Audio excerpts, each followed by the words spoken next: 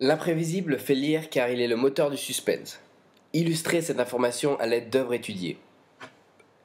Dans le but de répondre à cette question, je vais utiliser deux sortes d'écrits différents. L'une est une série de nouvelles écrites par Guy de Maupassant, La Peur, et l'autre, un roman écrit par Patrick Suskind, Le Parfum. Donc bien sûr, ces deux œuvres sont complètement aux antipodes de chacune. L'une, par Maupassant, est donc en quelque sorte la description d'une folie plausible et projette la maladie dans laquelle Maupassant souffre vers la fin de sa vie, une sorte d'anthropophobie. Donc Maupassant souffrait d'une maladie héréditaire qui le rendait fou. Et on peut voir la réflexion de cette maladie dans ses écrits. De l'autre côté, on a un roman écrit par Patrick Suskind qui décrit la vie de Grenouille, un personnage principal qui essaye d'accomplir son rêve, qui est de créer un parfum ultime et inouï dans le but de contrôler le monde entier. Dans ces deux romans, on peut voir que le suspense est déclenché par l'inconnu, par un sujet indéterminé dont on ne connaît pas vraiment la définition, exactement ce que c'est. La narrative de Maupassant a l'habitude de débuter par la fin, par exemple dans la nouvelle Qui sait. Et il aime varier, mais le fait de commencer par la fin et qu'on connaît directement la finalité, mais le lecteur va être obligé de se focaliser sur les détails et les détails communs qu'apporte l'intrigue de Maupassant.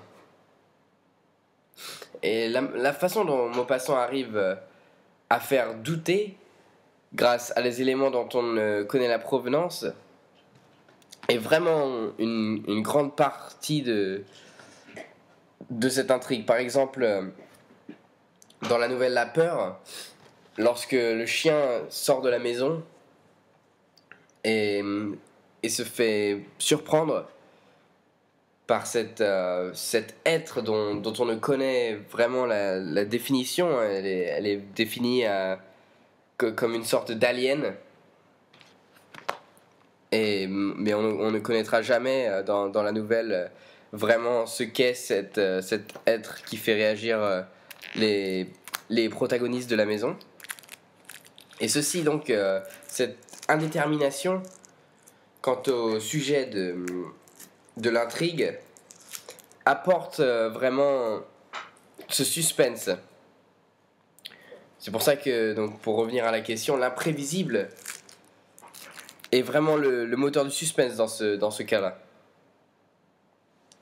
Dans Le Parfum, la façon dont le personnage principal s'efforce de tuer pour créer ce parfum est aussi est la plus grande partie de l'intrigue. Et encore une fois, on peut voir que ce parfum, un objet quand même assez commun, est utilisé pour nous donner ce qui va être imprévisible. Et ces éléments imprévisibles sont apportés par le meurtre de 24 femmes dans le but de créer ce parfum ultime grâce à leur chair. Donc les deux auteurs partent vraiment avec des objets communs de la vie commune pour créer leur intrigue, et ceci surprend donc le lecteur.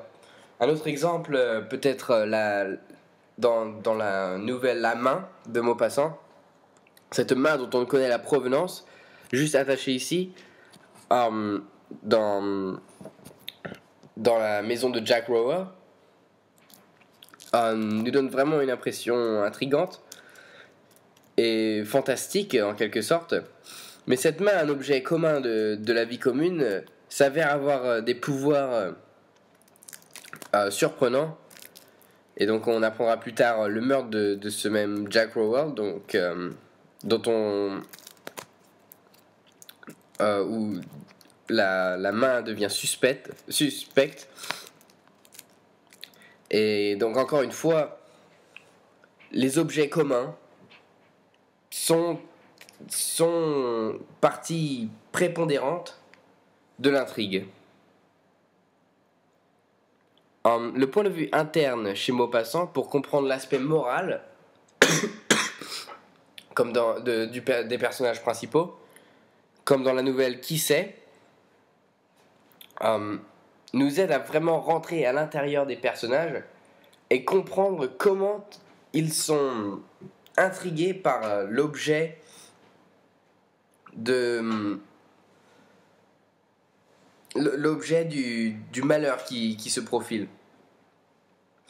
Et grâce à ça, on peut amener le suspense, cette perception interne des personnages principaux, vraiment construit ce suspense, car on sait exactement ce qu'ils pensent. Par exemple, dans la nouvelle Qui sait, cette citation, mon Dieu, l'auteur veut vraiment emmener le lecteur dans l'action, à l'intérieur de l'action. Dans ces deux œuvres, le thème de la folie est vraiment récurrent. On a d'un côté Grenouille, qui n'hésite pas à commettre des meurtres dans le simple but d'assouvir son rêve. Et de l'autre côté, une série de personnages principaux à l'intérieur des nouvelles qui deviennent tous en quelque sorte pris de folie à cause. Et l'élément déclencheur de cette folie est l'élément de l'intrigue en fait. Et c'est en général cet élément indéterminé qui aide aussi à construire le suspense. La répétition de questions rhétoriques, par exemple, dans les nouvelles de Maupassant, dans Qui sait, nous montre vraiment cette impression de folie. Donc, le personnage principal se pose plein de questions. Et on peut vraiment se mettre à l'intérieur de sa peau et comprendre son désarroi. L'imprévisible est aussi apporté dans le roman Le Parfum par l'épisode de la caverne. Grenouille décide de partir en exil et finit par passer 7 ans à l'intérieur d'une caverne, exilé et complètement à l'écart de toute civilisation. Et on verra plus tard que à cette période du roman, on se demande vraiment ce qui va se passer. Le suspense est grandissant et il en sortira comme une sorte de monstre après 7 ans d'exil dans cette caverne. Et c'est vraiment là encore l'imprévisible qui joue une grande partie de l'intrigue.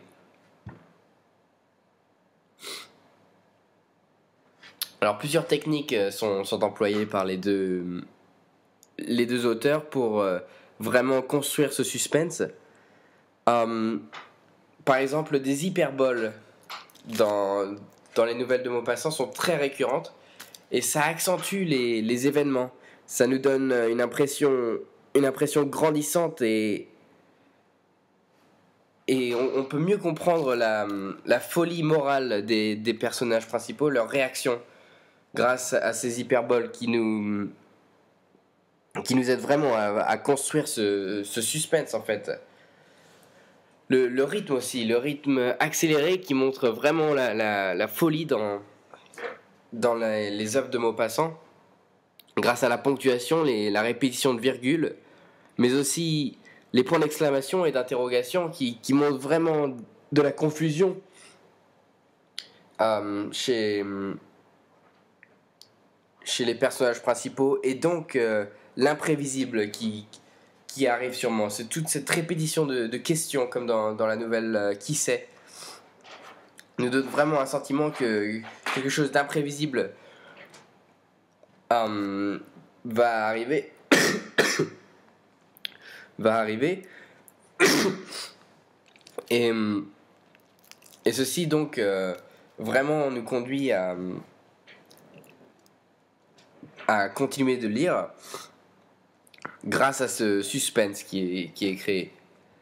Le champ lexical de la folie revient et est récurrent dans les deux œuvres. Donc, et on a vraiment cette impression dans Le Parfum d'un personnage qui au cours du livre vraiment se transforme et termine comme une sorte non pas de monstre, mais de une personne ayant un pouvoir grandissant vraiment. Et dans Le Parfum encore, les descriptions peu détaillées des personnages secondaires laissent vraiment une grande place à l'intrigue et au personnage principal. On a une sorte d'égoïsme de ce personnage principal, sur lequel le livre est vraiment focalisé, et sur ses émotions. Et le suspense est vraiment basé sur le personnage de Grenouille qui crée toutes les actions et tous les conflits du livre. Les éléments de dialogue dans les deux types d'œuvres agissent en quelque sorte dans le même but. Ils ne sont pas complètement... Ils ne sont pas les plus importants, mais ils jouent quand même un rôle dans ce qui est de comprendre les sentiments des personnages et leur aspect moral. Et on voit vraiment toute la folie qui ressort de ces dialogues en général. Donc vraiment dans ces deux livres, l'imprévisible est créé par le suspense. Et ce suspense est créé par les imprévus des livres, les péripéties. Et grâce aux techniques littéraires des deux auteurs et la façon dont les écrits sont rédigés, j'ai oublié de mentionner, mais l'utilisation de récits encadrés, spécialement dans les œuvres de Maupassant, agissent vraiment pour apporter ce suspense. Et donc vraiment cet aspect narratif est aussi utilisé pour construire ce suspense et aider le lecteur à continuer de lire.